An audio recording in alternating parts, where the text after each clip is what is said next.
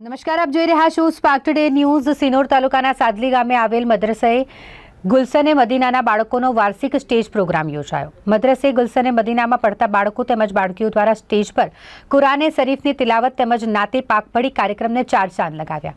આ કાર્યક્રમમાં મદ્રસે ગુલશને મદીના સાદલીમાં કુરાને શરીફ પડતા હોય તેમજ કુરાન શરીફની અરબી ભાષાની દીની તાલીમ લેતા બાળકોને ટ્રોફી તેમજ મેડલ આપી સન્માનિત કરવામાં આવ્યા। પેટલાદથી સૈયદ મોહમ્મદ યુસુફ બાવા, સૈયદ તાહિર અલી બાવા, ટુંડાવથી સૈયદ ઝાકિર અલી બાવા, સામરી શ્રી સૈયદ અસગર અલી બાવા તેમજ સાદલી અને આજુબાજુના ગામોમાંથી મોટી સંખ્યામાં લોકો ઉપસ્થિત રહ્યા હતા અને મદ્રેસાના બાળકોને પ્રોત્સાહિત કર્યા હતા। અહીં મદ્રેસાની બાળકીઓ દ્વારા સારે જહાં સે અચ્છા હિન્દુસ્તાન હમારા દેશ ભક્તિ ગીત ગાતા સમગ્ર વાતાવરણ દેશભક્તિમાં લીન બન્યું હતું। વાત કરીએ તો આ સ્ટેજ પર લગાવેલ 3 તિરંગા ઝંડા આકર્ષણનું કેન્દ્ર બન્યા હતા। કહી શકાય કે મદ્રસાએ ગુલશને મદીના સાદલી કમિટી દ્વારા તિરંગા ઝંડા લગાવી ભારત દેશ પ્રત્યે પોતાની દેશભક્તિ વ્યક્ત કરી હતી। યા રસૂલુલ્લાહ, નારે રિસાલત,